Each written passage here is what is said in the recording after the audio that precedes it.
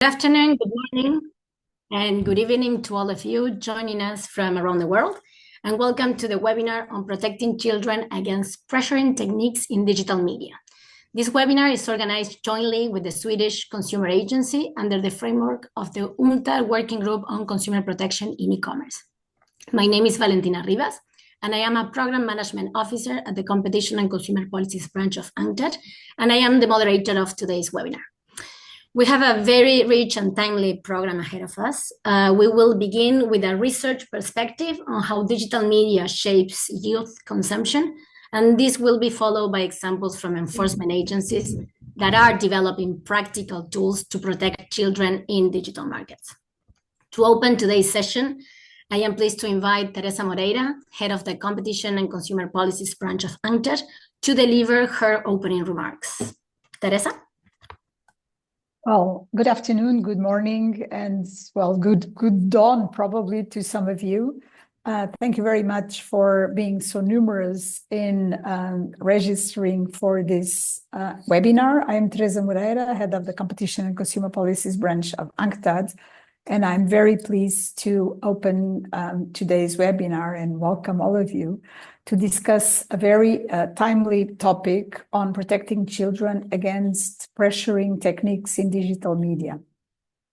This webinar, as Valentina, I think, already mentioned, is organized under the framework of one of UNCTAD's working groups, informal working groups, I should add. In this case, the informal working group on consumer protection in e-commerce, which has been very how can I put it, very much in the forefront, discussing very relevant topics, not just from an e-commerce, broad e-commerce point of view, for instance, artificial intelligence, but also, of course, protection, in this case, of a very special group of vulnerable consumers. I very much want to thank our colleagues from the Swedish Consumer Agency for their leadership and support in co-organizing today's session. And I want to also express my appreciation to our other long-standing partners of UNCTAD, from Profeco, the Consumer Protection Agency of Mexico, and to Professor Lieselot Hoeders from Ghent University in Belgium for their time and very valuable contributions to today's discussions.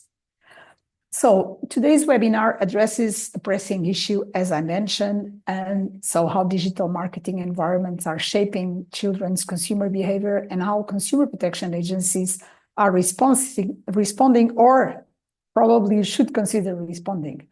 This topic resonates with all of us, I think, for obvious reasons, not just professionally, as some of you will be policymakers or regulators or researchers, but also personally, because of course we're all consumers and we all know and are very closely connected to children who are also young and very avid consumers of any digital offer, so to speak.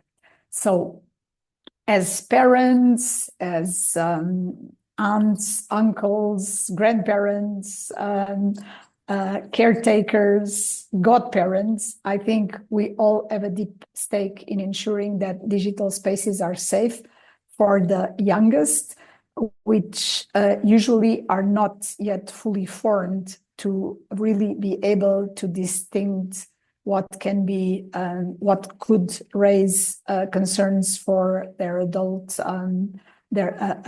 nearby and themselves. So, as we know, children today are digital natives, spending much of their time online, gaming, watching videos, scrolling social media, or chatting with friends, with peers. These experiences, even though they can be often enriching, they also are increasingly saturated with commercial content, much of it designed to influence and persuade without necessarily being recognized, namely through advertising. These practices exploit developmental vulnerabilities, increase privacy risks, and can cause lasting harm to children's understanding of consumption and their digital autonomy, as I believe numerous organizations and especially researchers have been studying. On what concerns the role of UNCTAD, I would say that, of course, we all agree that coming from an intergovernmental organization within the United Nations, that these type of challenges, which are absolutely cross-cutting and don't distinguish, in particular, developing countries from the most developed jurisdictions, require not only national efforts, but also international cooperation. This is where the revised United Nations guidelines for consumer protection and UNCTAD play a central role. You know that we are the custodian of the revised guidelines, and therefore we think it is very important also to hold these discussions under the umbrella of the guidelines for consumer protection. They were lastly revised already almost 10 years ago in 2015, but for the first time included as key elements the protection of vulnerable and disadvantaged consumers as one of the consumers' legitimate needs. And the guidelines also emphasize the need to provide consumers with adequate information for them to make informed choices according to their individual needs and preferences. Of course, this is a general concern related to the right of information. But of course, it's also extremely relevant when we are talking about the digital environments and groups of vulnerable consumers, such as children and youngsters. So the UN guidelines for consumer protection also emphasize that promotional, marketing, and sales practices must adhere to the principles of fair treatment, preventing consumers from being misled or exploited by aggressive or misleading tactics. Of course, this is of the utmost importance for the vulnerable consumers who, by definition, may be more susceptible to such practices. And finally, the UN guidelines also recommend that member states should encourage the formulation and implementation by businesses and consumer organizations of codes of conduct regarding marketing and other, let's say, good, best business practices. And these provisions are especially relevant to today's discussions. The guidelines for consumer protection of the UN offer a strong foundation for developing effective policies that safeguard young consumers in the complex and fast-changing digital environments. And I wanted to mention again that last year, the informal working group on consumer protection in e-commerce, again, under the leadership of the Swedish Consumer Protection Agency, organized another interesting webinar on the protection of vulnerable consumers in digital markets. And this explored how disclosing online sponsored content to children and how insights from research, behavioral research on children's advertising literacy can strengthen enforcement efforts. My colleagues will be adding links to the video recording of this webinar. And allow me also to mention that our one of our early informal working groups, which was dedicated to the protection of vulnerable and disadvantaged consumers, also promoted work in this area. And unfortunately, this had to be discontinued at that time. But some of the concerns have been, in one way or another, transposed to the current work of the informal working group on consumer protection in e-commerce. So all of these efforts, very much thanks to the strong engagement and valuable contributions of member states' consumer protection agencies and other partners such as academia, they reflect UNCTAD's ongoing commitment to knowledge exchange and the promotion of international cooperation, trying to address some of the challenges and concerns that this fast evolving environment has been raising. I am almost finished, but I would like also to take this opportunity to remind you of the upcoming 9th United Nations Conference on Competition and Consumer Protection, which UNCTAD holds this year from 7 to 11 July in Geneva. This conference meets every 5 years, and to renew UNCTAD's mandates both on competition and consumer protection. And so, of course, the implementation of the UN guidelines on consumer protection will be specifically discussed. And the conference this year, of course, replaces the usual meetings of a group of experts on consumer protection and on competition. But I wanted in particular to draw your attention to the fact that this year's conference program will include a roundtable on safeguarding and empowering consumers in the age of artificial intelligence, which directly complements our discussion today. And so I would like to encourage all of you to save the date and actively participate. In closing, children are among the most vulnerable participants in today's digital economy. They face growing exposure to unconscious commercial manipulation, unfair data collection, and algorithm-driven pressure. These trends require strong law enforcement, targeted policy responses, and above all, strong international cooperation. So thank you very much once more to our distinguished speakers. Thank you very much for the participants for being also with us today. I wish you a rich and engaging discussion. Thank you. Thank you very much, Teresa, for your insightful remarks that set the ground for today's discussion and highlighted how UNCTAD's work funded on the United Nations guidelines continues to support efforts to better protect consumers in digital markets. Let's now turn to our first presentation. I am pleased to introduce Professor Lieselot Haders from the Department of Communication Science and Director of the Center for Persuasive Communication at Ghent University in Belgium.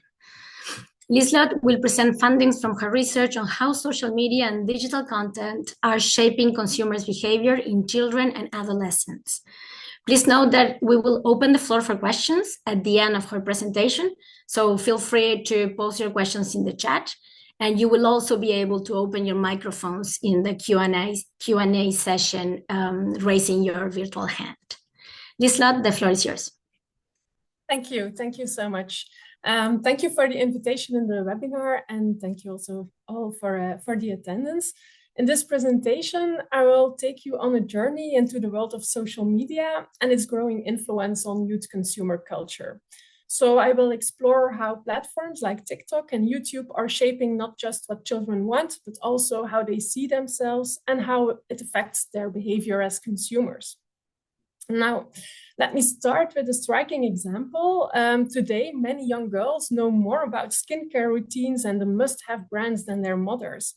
They're learning from influencers on TikTok and YouTube, like you see here, the 12-year-old Everly Rose, who shares her morning and makeup routines with millions of followers.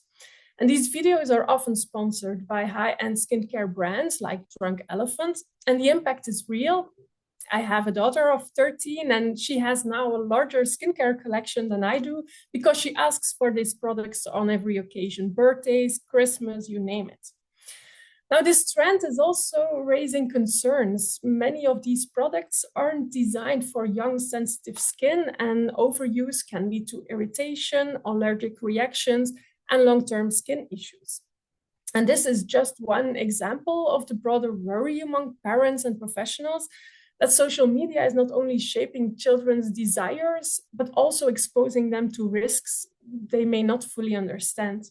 Just last week, a group of Belgian concerned parents published an open letter, and they were calling for a ban on social media for children under 16. And their message was clear: something needs to change. But is banning the right solution, or are we missing a deeper understanding of what's really going on in children's lives? And in this presentation, I want to go beyond the headlines in newspapers, and maybe sometimes moral panic, and explore the content, the context behind these trends, and offer an insight into how children think, feel, and how they navigate the digital world. Because to protect and empower them, it's important that we also understand how they are using these social media. Now let's start with the digital playground, where children now spend much of their time. Social media has become a central part of their daily life, far more than just a way to pass time. according to the latest Ofcom media use report, which surveyed children living in the UK, aged 3 to 17-year-old, and their parents, and they were looking at their media use behaviors. And this report showed that watching video content is one of the most popular activities. And on average, children spend about 8.5 hours a week watching these videos online. What are the most popular platforms? No real surprise, YouTube leads the way. It was used by 84% of the children. It was almost stable across age categories, with a slightly higher use among the younger ones. And TikTok is following that, with 42% of children using it, particularly those in ages 8 to 15 years old. Instagram is used by 23% of the children, but we see that the numbers are rising when they grow older. So Instagram is more often used by the older teens. And these platforms are not just for entertainment, they are shaping how children see the world, what they value, and what they want. Now, one of the biggest draws of social media content for kids is short form video content. So these quick, punchy clips you find on TikTok, but also on Instagram Reels or YouTube Shorts. And these videos are really designed to be addictive. Children scroll endlessly and mindlessly through these videos, and these are pulled in by algorithms that know exactly what will keep them watching. Now, to be fair, algorithms aren't all bad. They serve up content that is funny, creative, and often educational. My daughter, for instance, she introduced me to the Dubai chocolate bar trend, something I never heard of until it popped up in her feed. Now, these videos can be inspiring for children. They can teach kids new skills, like how to do a skincare routine, or offer practical advice, like tips for a gluten-free diet or help with homework. And they also create a sense of connection and belonging. So there is some value, but we also need to talk about the dark sides of these algorithms, because they are not just entertaining, they are commercial machines designed to keep children watching and consuming. And we can distinguish three key concerns. The first one is that they are really commercially driven, and brands also know how to play the algorithm. Take Sprite, for example. They jumped on a viral trend where teens try to drink a whole bottle of Sprite without burping. It's very funny, but it's also marketing, cleverly disguised as entertainment. And these videos also exploit a confirmation bias. So children are shown more of what they already like, believe. And for instance, if they watch a few videos of protein bars, suddenly their feed is full of them. And it makes seem like these bars are essential for health, even when other foods might be better. And they also create a social pressure. So when children see everyone using the same products over and over again, it feels like that's what they also should be doing too. And this is the power of social proof. And it's very persuasive, especially for these young children who are still figuring out who they are and are searching for their identities. So while these platforms offer fun and connection, they also shape children's desires, beliefs, and behaviors. And to understand how this happens, we need to look at consumer development. So children are developing, growing consumer skills throughout childhood. And a researcher, Deborah Ritter-John, distinguishes three key phases in this consumer socialization. You have the first stage, the perceptual stage, where children have a very basic understanding of consumption. When they make decisions, they mostly focus on one feature, like the color of a product or the shape. But as they grow older, they begin to consider multiple attributes. They can compare products, understand simple trade-offs, and even start to take others' perspectives into account. And then in the final reflective stage, children develop a much more complex understanding of consumption. They recognize the social and emotional meaning behind products, and peer influences play a very important role. So children are no passive consumers. They are actively learning, and they are really evolving as consumers when they grow older. Now, what are they exactly learning? In literature, there is a distinction between 5 key consumer competencies that children develop. First, there is an understanding of advertising. So children begin to recognize persuasive tactics, the strategies that are used in these advertisements, and they learn how to critically evaluate those advertisements. Second, you have transaction knowledge. They learn how shopping works, shopping routines, online shopping, and they also start to understand the value of money, the attributes of products and brands.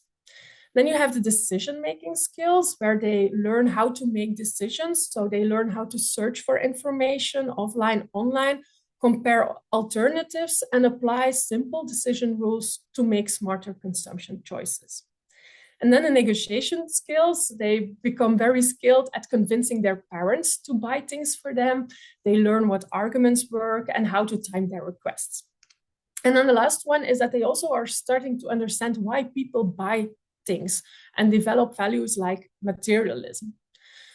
So where do children learn all these skills? From socialization agents, next to their experiences, of course, with consumption. But the people and platforms they are interacting with are also influencing their behavior and contributing to their competencies. Traditionally, the most important agents have been parents, peers, and media. Children observe how others behave, and they learn by watching what gets rewarded or punished. And it's a very safe way to figure out what works or what doesn't work. And these agents are also setting social norms. So they show children what is expected, what is cool, and what will be acceptable by those others. And nowadays, today, social media is becoming one of the most powerful socialization agents in children's lives. Also connecting media influences with peer influences, for instance. And it's the place where children see what others are doing, what is trending, and what is valued. Now, despite this growing influence, we know surprisingly little about how social media functions in this role as socialization agent. And in the recent months, I did a study together with my PhD student, Bo Dont, and my colleague Dineke van de Sampel. And we did some interviews with Flemish teenagers aged 11 to 16 to explore how they learn consumer skills from TikTok. From watching the content. And we looked at 4 questions. What are they learning? How are they learning it? Why are they engaging with this content? And which formats are most useful for them? So if we look at what are they learning, is the teens were telling us that TikTok can really introduce them to new brands, products, and trends.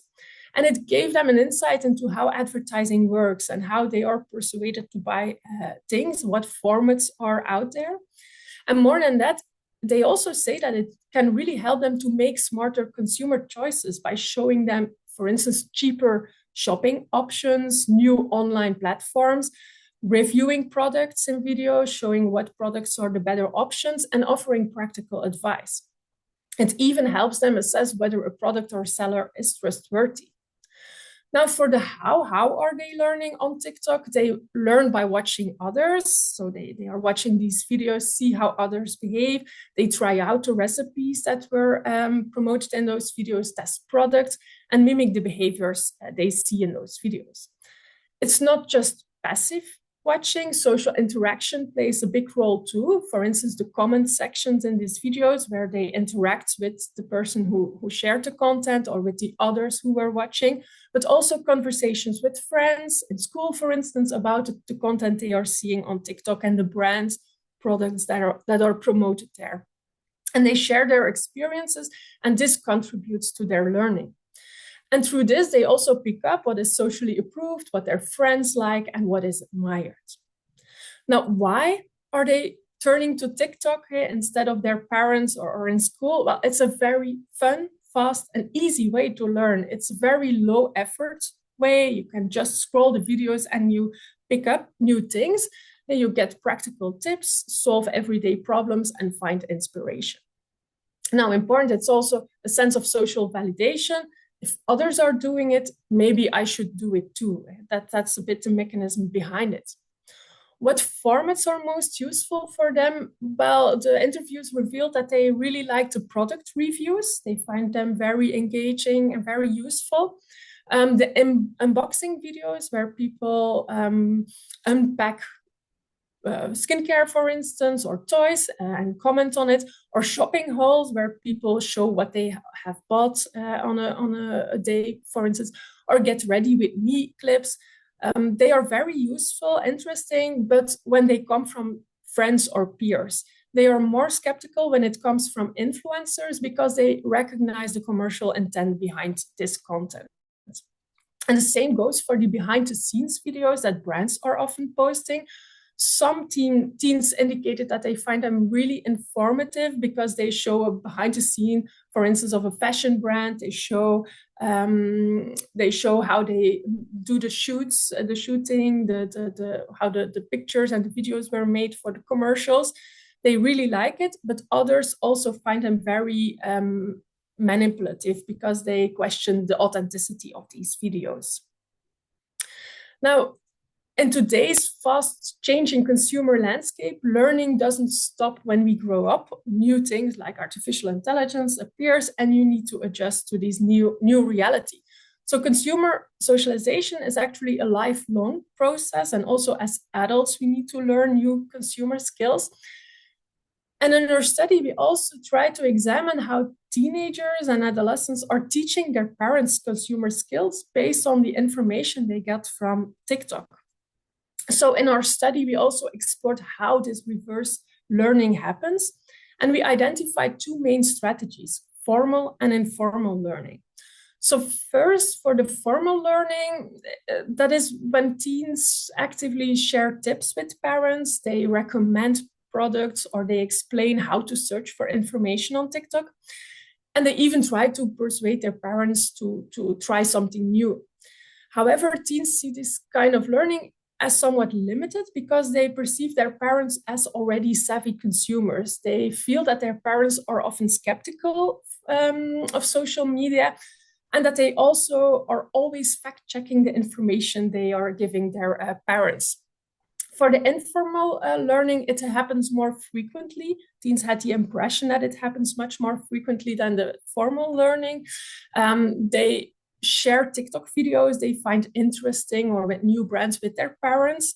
And they talk about these videos with their parents. Not really in depth, it's more a short conversation. Now, we also did focus groups with families because we only had the teen perspective in this study. We also wanted to know what parents think about this. And when we look at this study, we see that parents really see a different way of learning, and that reciprocal socialization is becoming the norm, where parents and teens bring in knowledge together and they learn together. So it's not really a one-way flow of knowledge anymore. So parents and adolescents are now learning together. They bring each something valuable to the table. Parents contribute their life experience, their critical thinking, contextual understanding, while adolescents bring their digital fluency, trend awareness, and familiarity with platforms like TikTok, for instance. And this shared learning happens mostly through informal interactions, not structured lessons, but everyday moments on the breakfast table, for instance. They are watching videos, discussing trends, or observing each other's behavior. So it's a very subtle but powerful shift.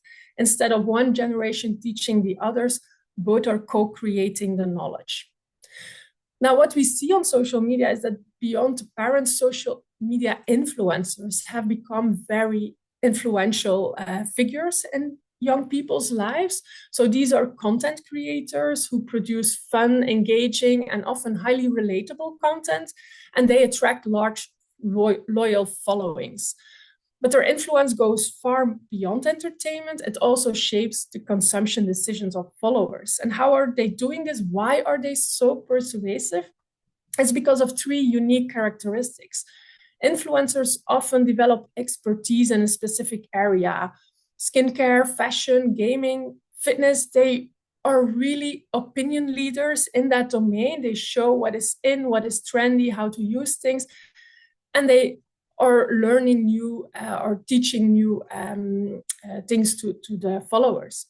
And next to that expertise, they bring in authenticity. And this is what makes them so relatable. They are sharing glimpses of their everyday life. So it makes them very relatable for their followers. It seems like you know them so well because you see their content every day, multiple updates throughout the day. You see their homes, their friends, you know everything about them. And influencers are really pushing this because they are also trying to interact with followers. So they build intimate, ongoing relationships with audiences by responding to their questions, by interacting. And this really makes them very trustworthy. And their impact is stronger than traditional celebrities or even some real-life acquaintances because they combine this expertise, they are knowledgeable in the domain, they are authentic, and they are very trustworthy. So this makes them very powerful socialization agents. And much of the content that these influencers are sharing is sponsored by brands. This can take several forms. For instance, influencers often receive free products in exchange for a mention in their videos, but they also engage in paid partnerships or affiliate marketing when they earn a percentage of the sales generated through their content. And while some deals are one-off, just one post, one video, many influencers today are becoming brand ambassadors and support the brand for a longer period of time, which creates a more deeper, consistent presence and make the promotion feel more authentic and more effective.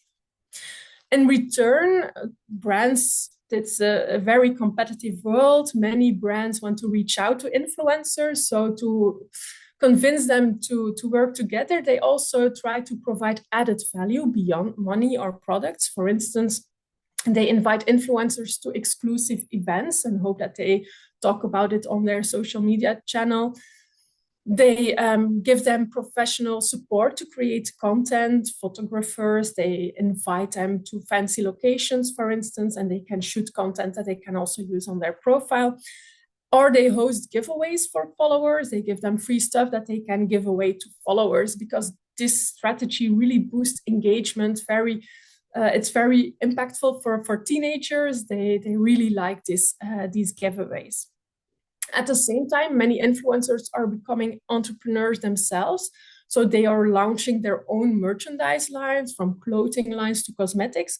Some cases, even beer. A great example is Belgium's most famous YouTuber, Average Rob. I don't know if you know him, but he recently launched his own beer brand, which is highly successful in Belgium. So what influencers do is very impactful. Now, in the pursuit of this authenticity, children also take a prominent role in influencer content nowadays. Many influencers who become parents are also posting about their children because they want to give their followers an insight into their private lives, and children are an important part of this.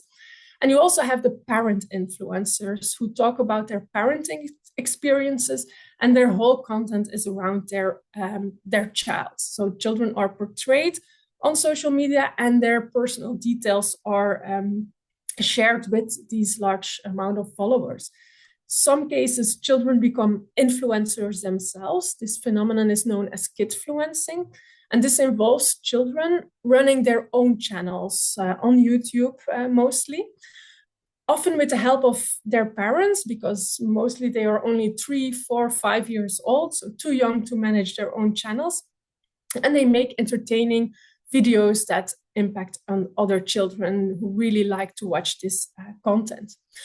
But this trend raises serious concerns about the well-being of children featured in that content because their personalities, routines, vulnerabilities are exposed with large audiences, most of whom are complete strangers to the parents and to the children. So children do not know what other people know from them.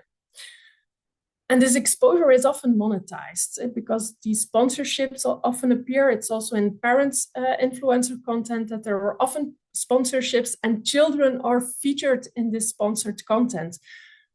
And some of these kidfluencers, mainly the US ones, became highest paid YouTube stars, earning millions of dollars. And their childhood is really turned into a business. They became a brand. They get their own merchandise line, their own programs on traditional media as well. But it's really unclear what the long-term impact is of growing up in front of a camera. And these are questions we are only beginning to explore, and there is no real research yet that really explores the long-term impact.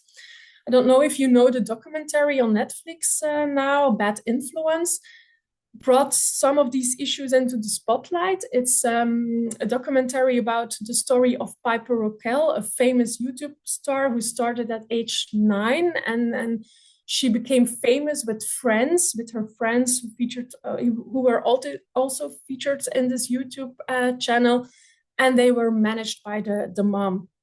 But the documentary reveals how their privacy was really compromised, their well-being strongly affected, and also how these activities blurred the line between content creation and child labor because they earn so much money with this content. Now we see that many countries, states, and US are now revisiting child labor regulations to better protect children who are featured in this monetized content, but it's no easy task to do. And what we also see is that there is not that much attention to the children who are watching influencer content. The main concerns with kidfluencer are about the children who are featured in this content, but also there is also a dark side for the children who are watching this content, because if we look at the content influencers, kidfluencers make, it's very much branded. So you see high levels of brand prominence, materialistic messages, products are portrayed as symbol of success, the route to happiness, and potentially encouraging materialistic values. And even more concerning, we see that controversial industries like vaping, cryptocurrency, gambling, alcohol are also finding their way to social media, maybe to circumvent stricter marketing regulations in traditional media. And these products are often featured in positive light.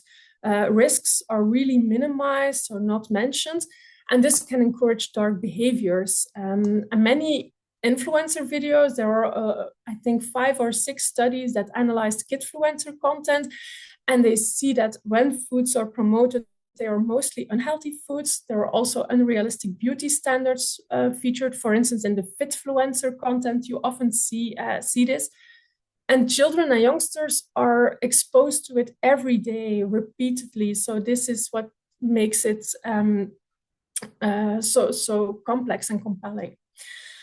Now, research on how this content affects young viewers is still quite limited, and it's very important to have a better understanding of how we can empower children to critically engage with what they see. And what we see is that influencers are now also considered as change agents, not only asked by commercial brands to promote products, but also by nonprofit organizations, governments asked to raise awareness on issues or try to impact or change young people's behaviors, for instance, in the domain of health communication, change their food, try to stimulate healthy food habits. But also this approach comes with risks because influencers, as I told before, the authenticity is that important. They often rely on lived experiences, their personal experiences with trying a new diet or with their mental health, for instance, for the mental health influencers, rather than real science-based information.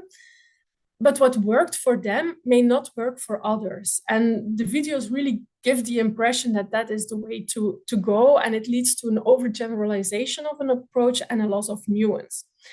And health advice is often presented as a quick fix, very easy to apply, universally effective, which is of course not true. We know that topics like nutrition are very complex, context dependent.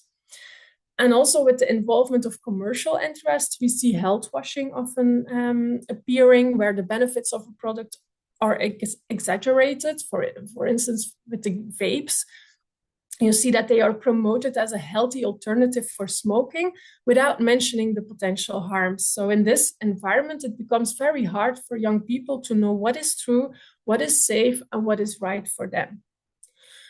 So as we have seen, social media is a really complex issue. It can be a new learning space for children, but it also has its downsides, dark sides. And there is no simple solution like banning social media for children. I believe it's a much more complex issue. Many stakeholders are involved. You have the children, parents, grandparents, influencers, platforms, brands, governments. And behind this are these commercial interests. So the fact that much of the content is user-generated makes it more difficult. It adds an extra layer of complexity because it's difficult to regulate this user-generated content because it's also freedom of expression. So how can you intervene in this? And children are particularly vulnerable. Their brains are still developing. They have limited self-regulation skills. So it makes it harder to resist the pull of endless scrolling or to critically evaluate what they see. It's mostly a mindless scrolling through the videos, and it's very difficult to be critical. Now, what can we do? There is no easy solution, but I think there is no one single actor who can solve this alone. A single focus on the users is not a good thing. Try to make them more literate is very important, but it's not the only thing. I also believe that platforms, brands, should take their responsibility as well. For instance, a greater transparency around algorithms, stronger mechanisms to detect and remove harmful content are very important. Next to the fact that it's of course important to increase media literacy, help children detect misinformation on social media, detect the commercial content, help them with that. It's not easy because also social media literacy is something very complex. It's not simply about knowing how to use an app, for instance. It's about understanding how the medium works, and we have different social media. So you need to know the specifics of each medium, how it works, how it shapes what we see, and also how our own behavior has an impact on what we are seeing and how we see it. So children need to learn to analyze their own role in the digital ecosystem, how their own position impacts upon what they are seeing, evaluate the content they consume, and also contribute to a safer online environment by questioning misinformation, talking with friends, resisting manipulation, and talking openly with others about this. So only by working together, I have the idea that this is really needed to create a digital space that supports children's well-being and development rather than undermining it. So this was my presentation. I hope you find it useful. Thank you for your attention. Thank you very much, Lieselot. I am sure that the audience has very interesting questions for you. But before we open the floor, let me highlight what you mentioned about the evolution of the role of parents and families as factors of socialization. And as you were saying, how important it is to support adults and the family as a whole in navigating the digital marketplace together. Also, I keep the documentary that you mentioned in your presentation, and I'm pretty sure it will turn a must-see for those interested in this topic. I don't see, let's see if we have questions. Yes. I don't see questions, but while we're Amy, yes, please. I do have a question. Thank you so much for a very interesting presentation. This is definitely these kind of insights that we need in consumer protection authorities.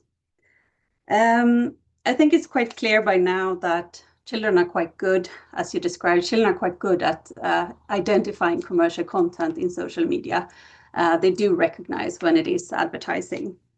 However, the problem remains, they are still not critical towards influencer marketing because of many of the reasons that you talked about in your presentation. And perhaps you touched a bit on this subject, but my question to you is, since just informing and being clear that advertisement is not enough to trigger the critical thinking, I'm wondering what you think is needed for children to be able to trigger their critical thinking on social media platforms. I think the motivation is very important. Children need to be motivated to be critical and also have the opportunity, because they see all videos and they don't have any capacity left to be critical. So this is an important issue, that the motivation and the ability is a bit, or the capacity to do it is a bit limited when scrolling through social media. So I think they need be taught to have some stop and think mechanism, that they try to stop scrolling and think critically about the content they see, and that they have some simple heuristics, some simple questions in their heads that makes it more easy to be critical. So you cannot expect a very in-depth reflection on these content, but maybe they can just have some critical questions, some easy questions that can help them to be more critical. For instance, do I see a brand that is very prominently featured? Then I should be aware that it's probably advertising. If I see the different products the whole time with different videos from different people, it might be pushed by the algorithm. So you see, I think there need to be some simple things that children can easily come up with when going through this social media. And I think they must learn to have that stop and think reflex. But of course, this is not that easy.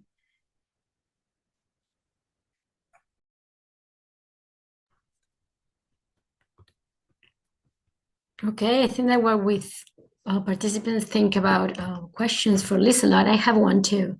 So we were saying that children and adolescents learn about brands and products through social media, of course, because they imitate influencers and engage with trends. You mentioned these positive influencers too. How they can contribute to awareness raising or to behavioral changes, and if you have, for example, positive examples of these sustainable influencers that you could share with us.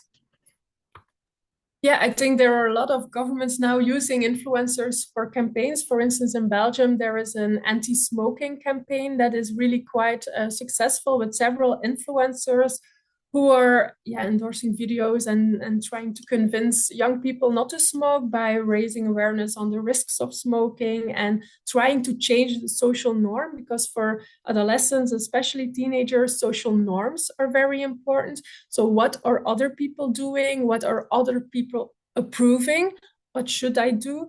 And if these influencers can change these social norms, that can be really effective. And I think this social media environment is especially suited to change social norms. So I think this is a very important aspect that can be valuable.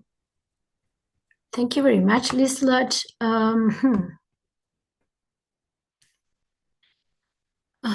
And Aishwarya, would you like to open the floor to ask for your question? To open your microphone, sorry.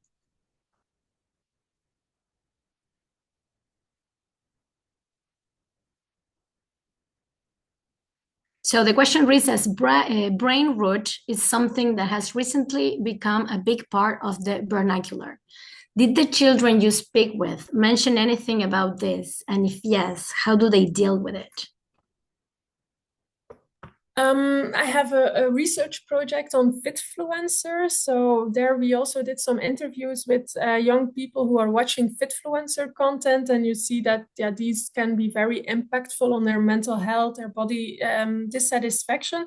But we noticed that teenagers also can nuance these stories, and that they really also had the idea, okay, this is really fake. They are taking too much proteins or medicines, that it's not natural that they have this.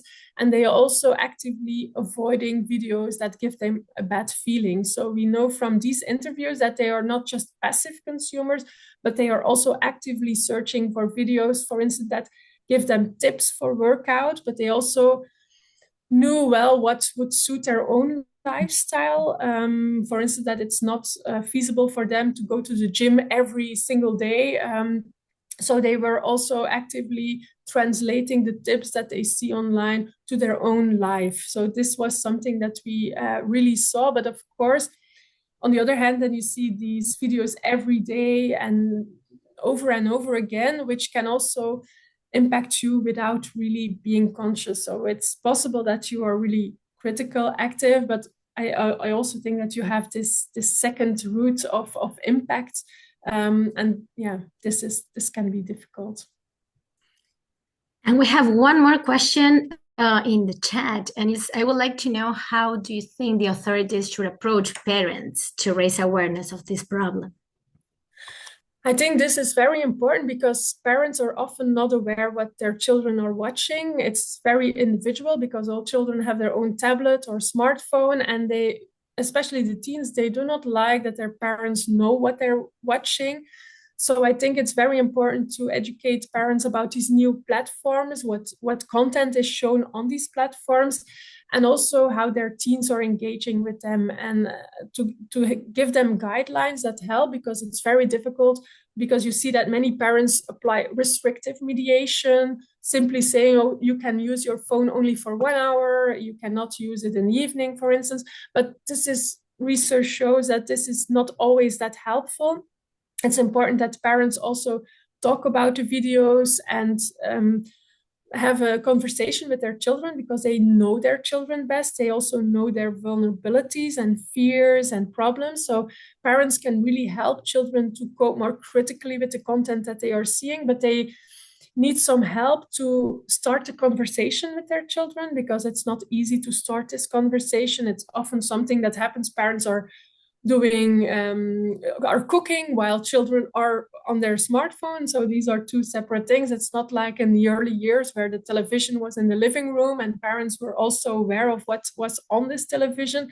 And this is a difficult thing nowadays for parents to be up to date with what the children are seeing and start a conversation about this. Thank you very much, Lisa. I see Shirish that had his hand raised. Yeah. May I? Of course. Yeah, thank you. First thing, I must compliment you for a wonderful presentation, madam. And the challenge before all of us is rather, how do we regulate the social media and the influence of the social media on the children of impressionable age? Now, I want to know from you whether are there any countries where they have taken the lead or initiative to frame any legislation or some controls on the social media to have access to the children up to a certain age or something like that. How do you regulate that?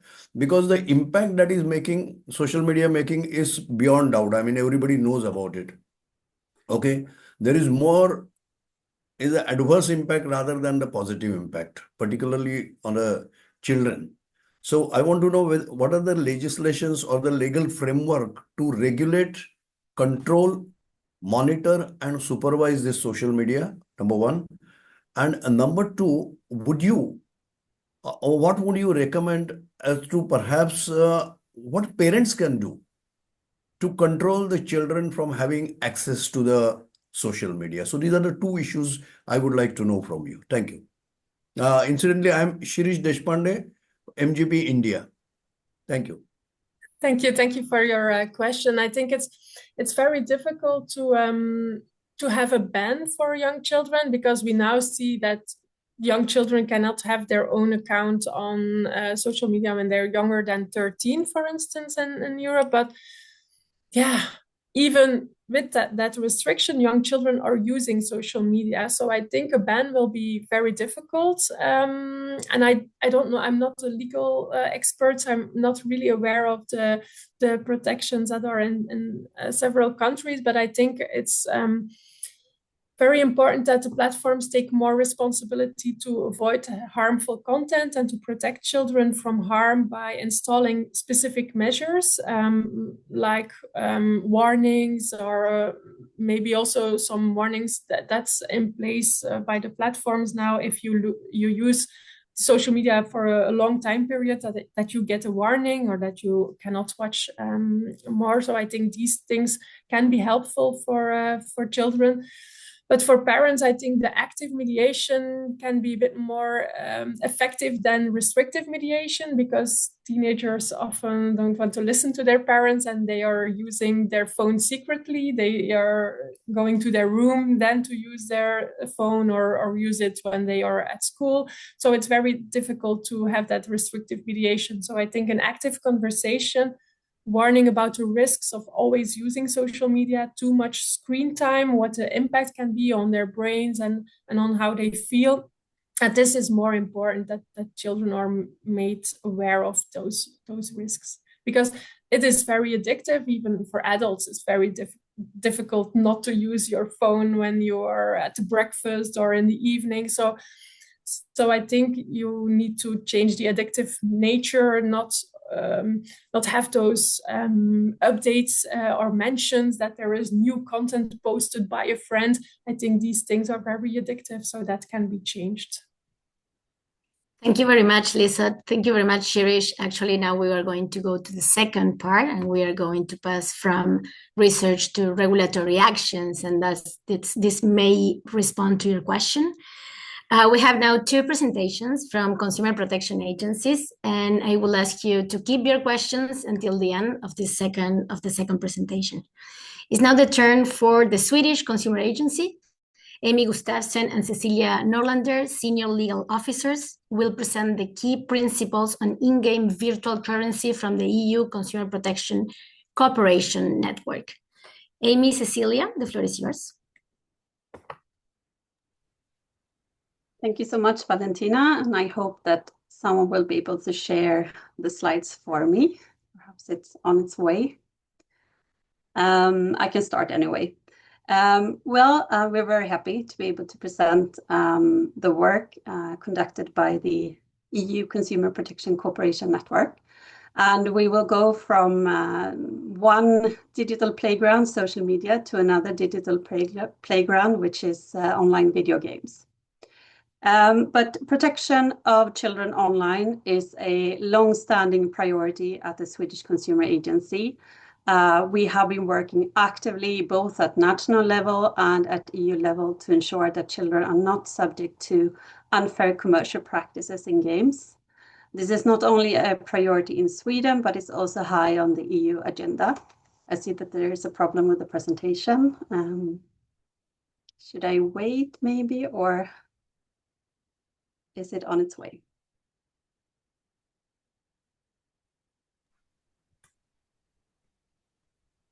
I think it's on its way. Right. Perfect, thank you. You can move to the next slide.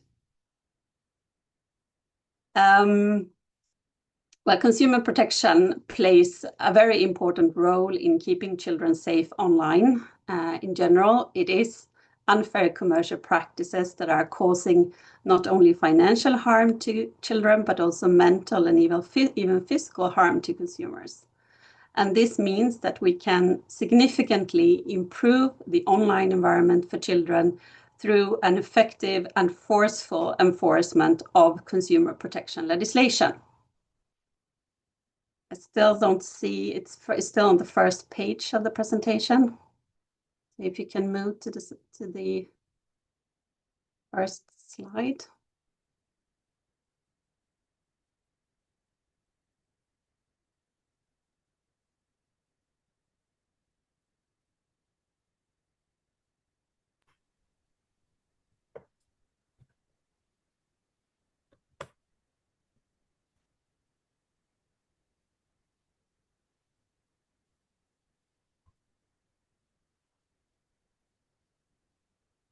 So now we see it, but it's not in presentation mode.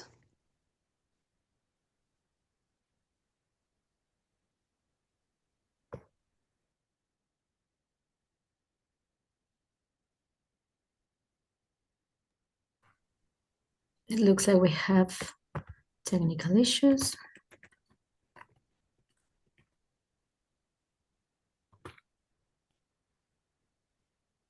Should I continue or should we wait? If you prefer, you can wait 1 minute. Yeah, sure. Going back to regulation, we have in the chat some information on Australia's social media ban for under 16-year-old. And there is also an interesting article of The Guardian on the same topic, on how they have passed regulation and on media bans for teens in Australia. I think that you should continue, Amy. Okay. I will continue instead, and we'll see how it goes. Well, as I said, consumer protection plays an important role in keeping children safe online. EU's Consumer Protection Cooperation Network, the CPC network, consisting of all different EU consumer protection authorities, is working actively together to protect children online. The network has several ongoing actions and initiatives aiming to protect children from unfair commercial practices, both in social media and in online games. And the link between these two different channels, social media and games, is strong. We see a lot of marketing of online games in social media, creating expectations, excitement, and pressure to buy in-game items as special offers in games. And all of this is directed to our kids in digital media, which is now an environment which is associated with entertainment and social interaction with friends. Our presentation today will focus on the CPC network's work related to virtual in-game currencies, and I will come back to exactly what this is. But be assured that the CPC network is also working on other problematic practices in digital media. So moving on to children's digital playgrounds, the second digital playground, online video games. This is not only, oh, perfect. You can move on to next slide. Perfect. This is not only a playground, it's also a multi-billion-dollar industry, one of the fastest growing economic industries in Europe. In the EU, more than 50% of all consumers between 6 and 64 years are playing video games, and children are very active players. As mentioned, there are several problematic practices and monetization strategies in online video games. Today, so-called freemium games are common, meaning that the main part of the game is free, but it requires in-game purchases throughout the game to either make the game complete or to be able to progress in the game. You might have heard about practices such as pay or grind, pay or wait, pay to win, or time-limited offers, creating FOMO, fear of missing out, among younger consumers. All of these strategies are there to drive consumption during gameplay, and many of them are very manipulative and aggressive. Social pressure, which we have been talking a bit about earlier today, is sometimes part of these strategies, in particular for children, where activities in games also could have an impact on social relationships outside the game. So if you have the wrong skin, which is cosmetic features for your game character, you may not only be socially excluded in the game, but perhaps also in school. So how does in-game virtual currency work, and how does it come into picture here? Virtual currencies are used in many of these games and could be acquired through purchases with real-world money or earned by completing in-game activities. And there are also different hybrid versions here. In this presentation, we are focusing on in-game virtual currencies which are bought for real-world money. So as a consumer, you would buy virtual currency for your real money, which in turn could be used to buy in-game items such as skins or ways to progress in the game. If you're a parent whose kids are playing popular games like Roblox or Fortnite, you have probably heard about Robux and V-Bucks, and these are just two examples of in-game virtual currencies, and there is a lot of different currencies out there. But let's get to the bottom of why the CPC network is focusing on in-game virtual currencies What problems does it cause for consumers and children in particular? But I would like to stress, though, that these are practices that are causing problems for adult consumers as well. It's not only children. First of all, virtual currencies are reducing the so-called pain of paying. Pain of paying refers to the negative emotions human beings feel when making a purchase. And the pain of paying is, for example, stronger when paying with cash than with card, because the loss of the money is more salient to the brain when you're physically handing over cash than when you're paying with card. And in the same vein as cards, virtual currencies are creating an additional layer, making the transaction less painful, and this can lead to overspending. At the moment, most traders do not subject the spending of in-game currency within the game to consumer protection law, and thereby limiting consumer protection to only the first purchase of the actual currency. So this means that consumers in practice are not having the same rights or getting the same information when they're buying in-game items as if they were buying products in the store for real money. There is also a huge lack of price transparency. In general, price for an in-game item, if you buy something in the game, the price is always provided in virtual currency, not in real-world money, which makes it very, very difficult to understand the actual price and how much you spend. I think it's not very likely that children will understand the value of, for example, 35 blueberry coins. I don't think an adult would either. We have also identified that many game developers are bundling fixed amount of virtual currencies, not making it possible for consumers to choose the exact amount that they would like to buy. Again, forcing consumers to spend more money than they might have planned to. Another issue with these bundles is that they are often mismatching the actual cost for in-game items, meaning that you will always get a small amount left from your bundle after buying something in the game, but this amount is too small to buy something else for. So you have to buy another bundle to get enough money to get the next item. And this, of course, can go on and on in a very bad loop. In some games, there are also more than one virtual currency within the same game, which sometimes are mixed. And this could, of course, create even more difficulties to understand the true cost. In other cases, consumers need to make several exchanges between different virtual currencies before being able to make a purchase, which also makes it difficult to understand the price. We're also raising the problem of exploiting consumer vulnerabilities, which is perhaps one of the core points for today's webinar. Children are vulnerable consumers, and with monetization strategies like the ones that we are currently seeing in games, there is a major risk that children's vulnerabilities, like their natural credulity, is exploited. And I will stop there and give the word to my colleague Cecilia, who will continue and talk about the key principles that we have developed. Yes, thank you, Emmy. You can go to the next slide, please. So being aware of all these challenges as Emmy described them, the CPC network decided to take action, and doing so by publishing key principles, that is recommendations to traders on in-game virtual currencies to address these issues.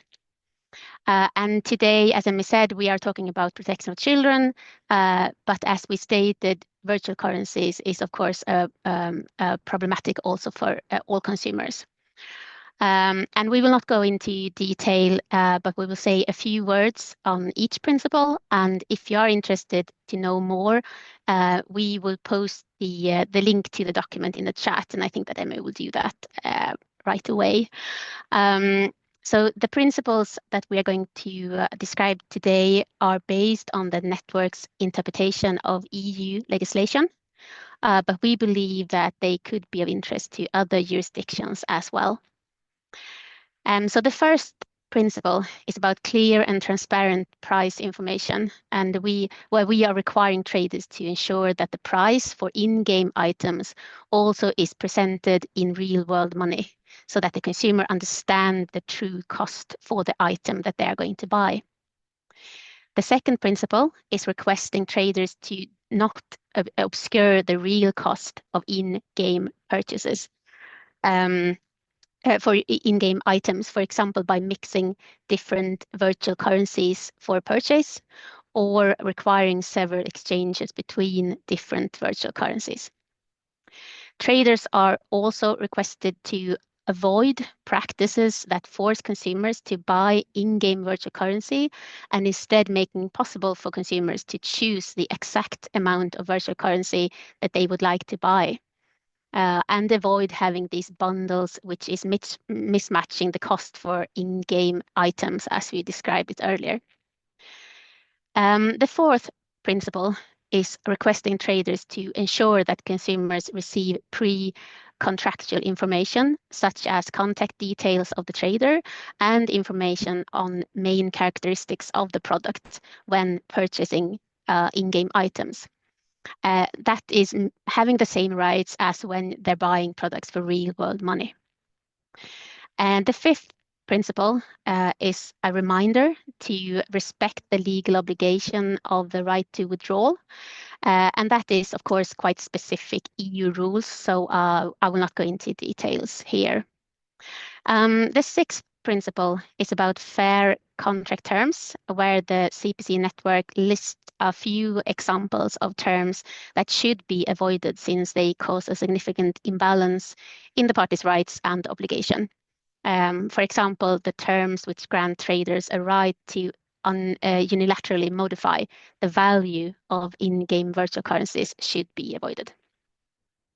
And the seventh principle is the request that that game design and gameplay should be respectful of different consumer vulnerabilities, as described earlier. And the use of in-game virtual currencies is psychologically disconnect the act of spending from real world money for all players, which in turn leads to higher expenditure of real world money. This is essentially a commercial practice that is likely to materially distort the economic behavior of consumers.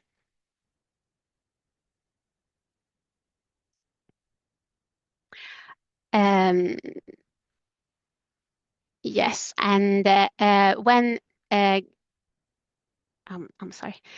So given the widespread popularity of video games among children, any video game which is not inclusively intended for an adult audience should expect a significant part of its player base to be under the age of 18 years.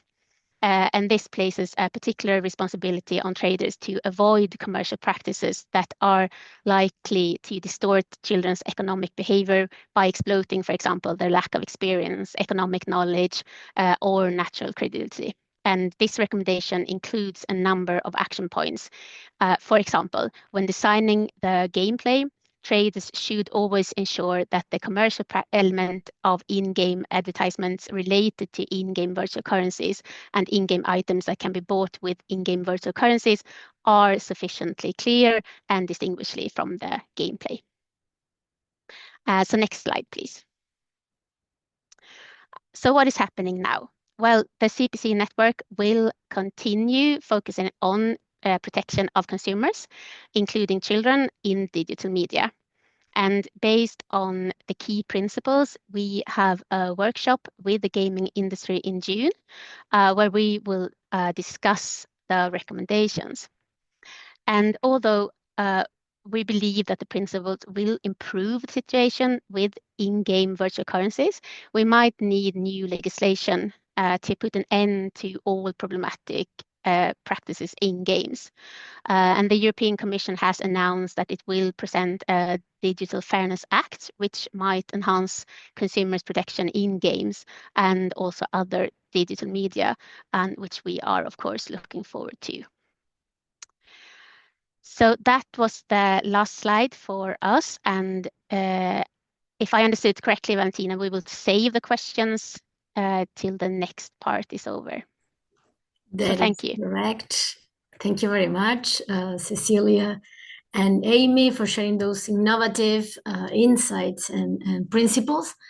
From your presentation, I keep the clear message that game design must take consumer vulnerability seriously. We must onboard the business sector also. And well, the EU work shows how regulatory principles can be used to push for more ethical and digital environments. So now we move to our final presentation coming from Mexico's Consumer Protection Authority, Profeco. I am pleased to welcome Gabriela Loya, General Coordinator for Education and Dissemination, who will present Mexico's approach to protecting young consumers in digital markets. Muchas gracias, Gabriela. We know that it's very early in Mexico City. Gabriela, the floor is yours. Okay.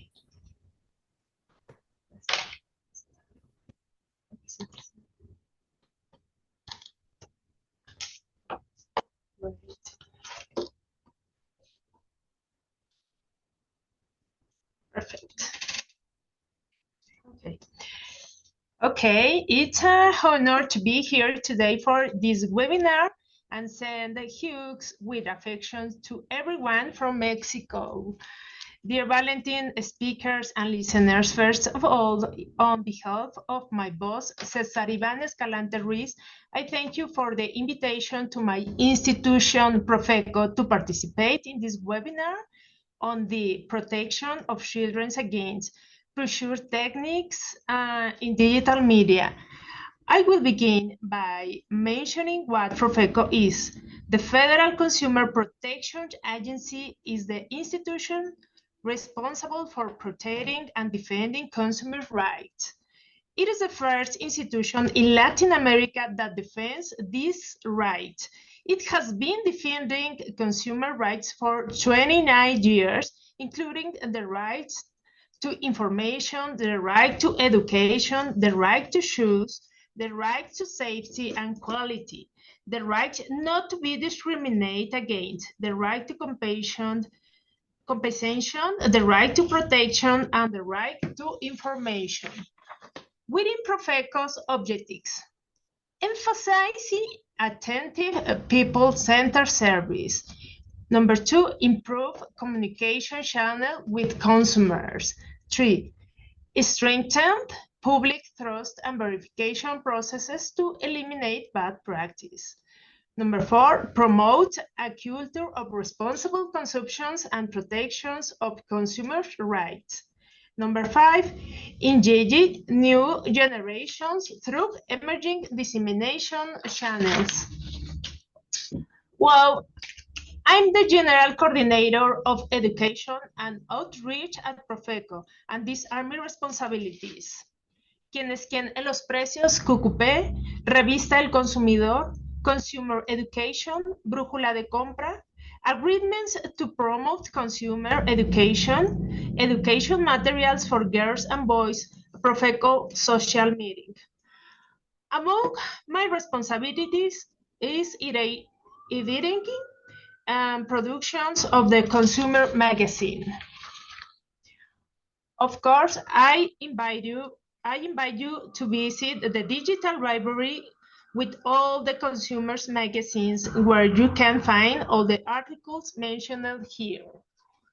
In this forum, we will be talking about one of the strategies we use to protect children from the pressures of digital media, which is to inform about consumer rights through the consumer magazine. This is a tool that provides quality, truthful, and timely information that balance the disparity in commercial relationships between producers and uniform consumers. The sections of the consumer's magazine may include product and service analysis, quality evaluations, price, comparison, shopping tips, recommendations for responsible consumption, information about warranties and returns, among others. In summary, the consumer magazine is a great ally for Mexican families regarding consumer rights. In previous dates, we published 3 articles that discuss the protections of children against pressure techniques in digital media. Below, I will develop 3 articles that are included in the consumer magazine that talk about protections of children against pressuring techniques in digital media. Number 1, grooming and cyberbullying of children. And number 2, choosing matter. Choosing is also a matter for boys and girls. And number 3, mobile games for girls and boys, reflections on their impact to promote responsible consumption. Well, the first article I am going to present is about grooming and cyberbullying of children. Stalkers are a threat that minors may face online. Uncontrolled and unsupervised internet access can be dangerous for children and adolescents. What does it mean, grooming? It is when an adult, through deceit and lies, gains the trust and establish some kind of friendship with a child or adolescent through the internet, either via social networks, instant messaging application, email, among others, in order to obtain images or videos with sexual connotations or activity. These images or videos are destined for the consumption of pedophiles or networks of sexual abuse of minors with the objective of carrying out abuse and or sexual exploitation or child prostitution. It happens when the search and contact with the child are made. They inquire about personal and family information, taste and preference of the child in order to create a relationship of trust. Using persuasion techniques, they ask the minor to send compromising images or videos. Through blackmail, they force the child to provide more pornographic content, threatening to disseminate the information obtained through different means and or send it to the child's personal contacts, and may even request physical encounters to sexually abuse the victim. Grooming has different levels or interactions and danger. Prevention. Prevent minors from becoming victims of grooming with some of these measures. Use parental control tools that allow blocking, controlling, or limiting the use of applications or content on the internet. Configure the security options of social networks, online games, or blogs used by children and adolescents. Find out which social networks they use, with whom they communicate, and keep track of their internet usage habits. In cyberbullying, a record is left behind that can serve as evidence to help stop that abuse. Cyberbullying of children. This practice occurs on a continuous basis when a child or adolescent harassed, threatened, humiliated, stalked, embarrassed, or abused by another child or adolescent through digital media such as email, text, or audiovisual message, chats, interactions on social networks, video calls, among others. It is important to know that minor cyberbullying do exist. It must occur between 2 equals, the child or adolescent and the bully are of similar age. Otherwise, it will be grooming. Examples of cyberbullying to minors. They receive hurtful, offensive, mocking, threatening, or insulting message through messaging applications.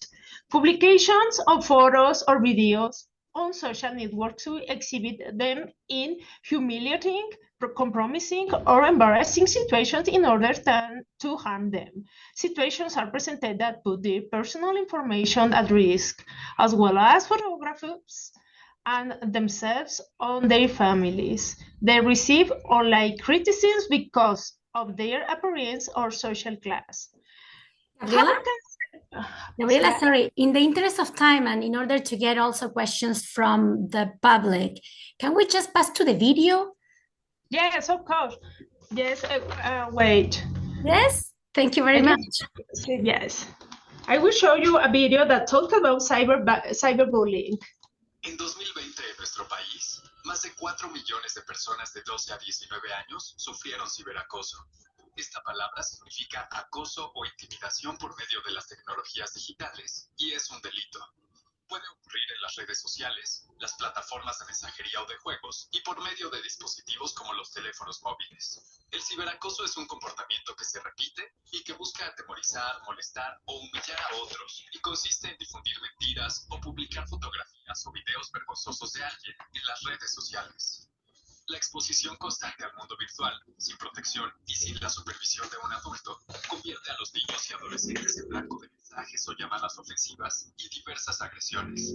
Por eso, los papás deben extremar precauciones y no ver a la computadora, tableta o celular con conexión a Internet como simples objetos de entretenimiento o de estudio, sino como una puerta que debe permanecer cerrada para que los delincuentes no les hagan daño a los pequeños ni a sus familias. Todos los días o cada que los niños usan Internet, los adultos deben estar al tanto de qué es lo que hacen mientras están conectados, qué aplicaciones usan y con qué personas o perfiles chatean o intercambian juegos, archivos e información personal. Cuando colocas controles parentales en un dispositivo como el celular, puedes restringir las descargas y las compras y estar al tanto de las actividades que se realizan en él. Es posible, por ejemplo, monitorear el tiempo que tus hijos usan su celular y cuánto permanecen en una u otra aplicación.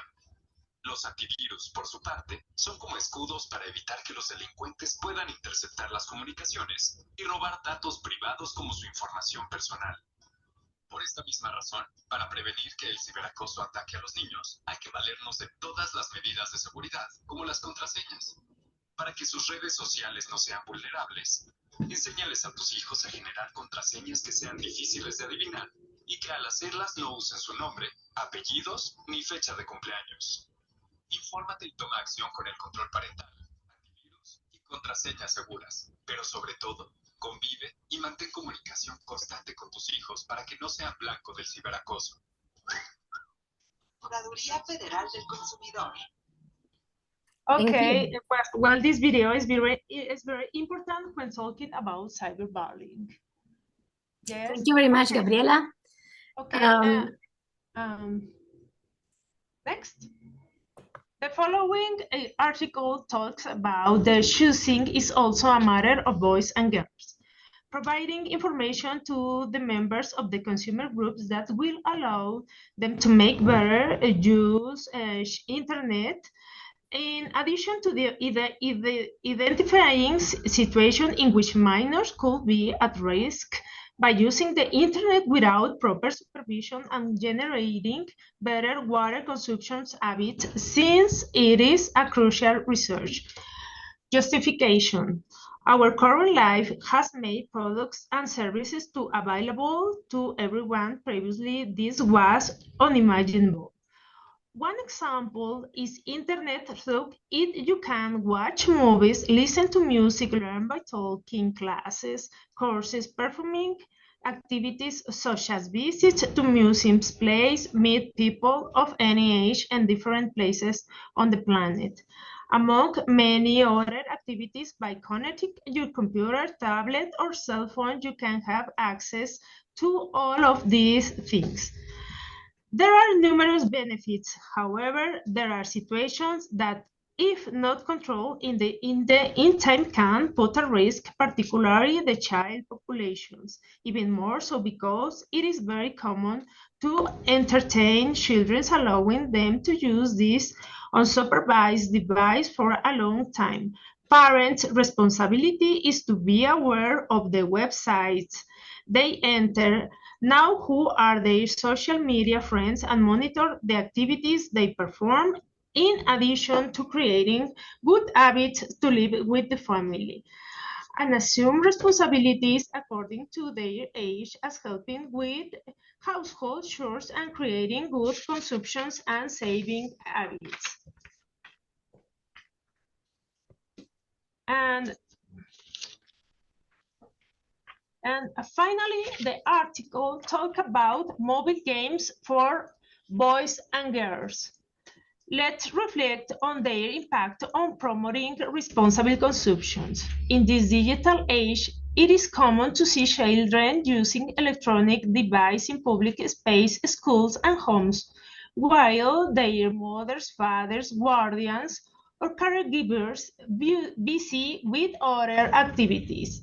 Tablets, smartphones, and handheld consoles provide intermediate and learning, but their excessive use is a cause of concern. The increasing use of mobile games by school-age children is a trend that needs to be addressed.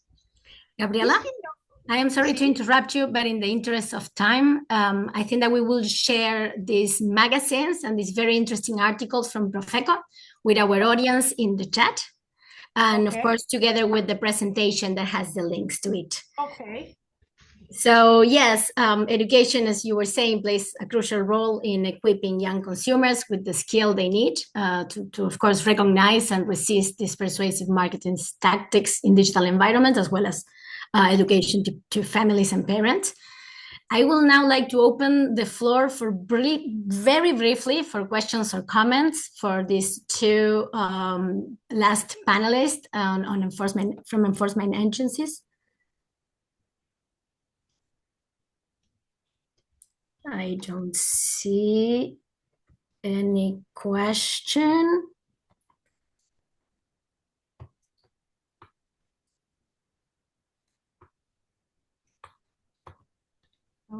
I do have one question for Amy regarding the principles, and if you can answer me in 1 minute, Amy, will be great. It's on, well, looking ahead, how do you foresee consumer protection authorities monitoring compliance with the key principles on virtual currencies?